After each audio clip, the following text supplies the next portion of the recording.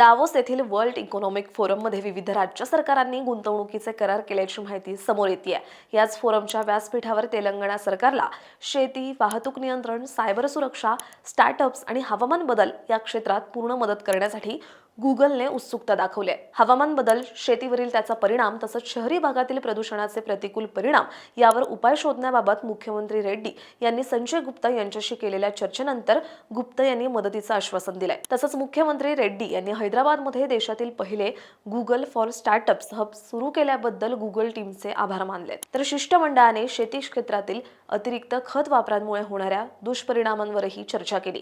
शेतकऱ्यांना याबाबत जाणीव जागृती करणं अत्यंत गरजेचं असल्याचं मुख्यमंत्री रेवंत रेड्डी यांनी नमूद केलं।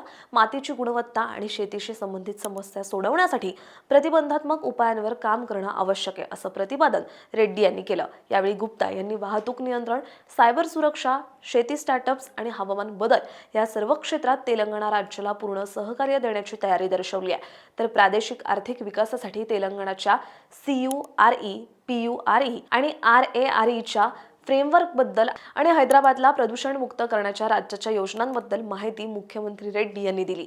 दरम्यान दावोसमध्ये तेलंगणाच्या अक्षय ऊर्जा, पाणी व्यवस्थापन आणि वर्तुळाकार अर्थव्यवस्था उपक्रमांसह हवामान, पाणी, सकारात्मक आणि प्लास्टिक कपात करण्याच्या संभाव्य पर्यायावर देखील चर्चा झाली।